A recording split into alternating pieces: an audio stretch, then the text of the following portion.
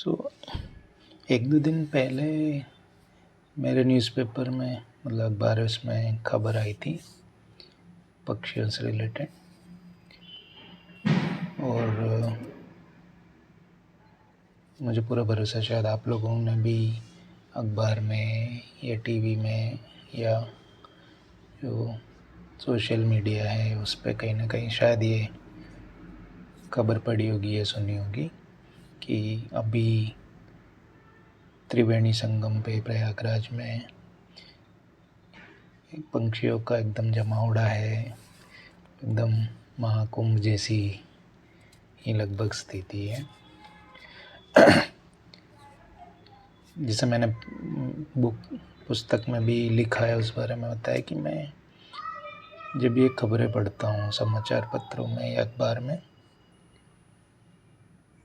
तो कहीं ना कहीं उससे मुझे सवाल या प्रेरणा मिलती है। जो जब मैंने ये खबर देखी थी तो मैंने सोचा कि शायद इस पे थोड़ी बात करनी चाहिए। मैं कोई इस मामले में कोई ना विशेषज्ञ हूँ ना कोई मैं सनसनी फैलाने की कोशिश कर रहा हूँ, परंतु कहीं ना कहीं ये बुक से संबंध रखती है। तो फिर मैंने क्या किया कि मेरे महाकुंभ वाले जो थोड़े मैंने फ़ोटोज़ वगैरह वहाँ पे खींचे थे उसको भी देखा कि यार क्या ये उस समय पे भी ऐसा हो रहा था। तो जिस त्रिवेणी संगम पे जब स्नान किया था उस समय के कुछ 2-4 फोटो मेरे पास चित्र थे वहाँ के जो मैंने मेरे मोबाइल फ़ोन से खींचे थे। और जब हम नाव में बैठ के गंगा जी पार करी थी, वो वैसे तो पुस्तक में लिखा हुआ है किताब में, पर वो नाव के बीच में मैंने गंगा जी में से भी कुछ फ़ोटो वगैरह निकाले थे जैसा हम सब करते हैं।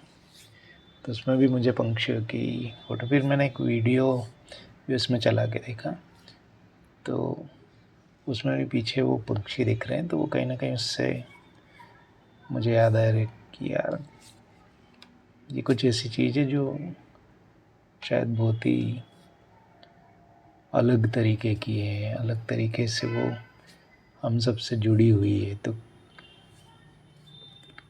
मतलब जैसे इंसान हम सवाल करते रहते हैं, करना चाहिए। और शायद गंगा जी की महिमा भी इसी में है कि वो एक प्रवाह है, वो हमेशा चलता रहता है, बहता रहता है। उसकी जो गति शक्ति है वो गति शक्ति में ही असली शक्ति है। तो कुछ एक दो प्रश्न थे कि यार क्या ये सही में पंछियों का भी महाकुंभ होता है या सिर्फ इसी स्थान पे होता है, या वो क्या ये कहीं ना कहीं सनातन में जो पुनर्जन्म की कथाएं हैं या 84 योनि का जो के बारे में बात की जाए, मुझे कुछ पता नहीं है और मैं कोई विशेषज्ञ भी नहीं हूँ और इसका दावा भी नहीं कर रहा हूँ। मैं सिर्फ कुछ सवाल पूछ रहा हूँ या समझ रहा हूँ या बात कर रहा हूँ कि यार ये सब चीज़ें कितनी विशेष है। क्या हम पंछियों से भी कनेक्ट, क्योंकि जो भी मॉडर्न साइंस है वो भी ये सब बात करता है, ब्रह्मांड, जीव,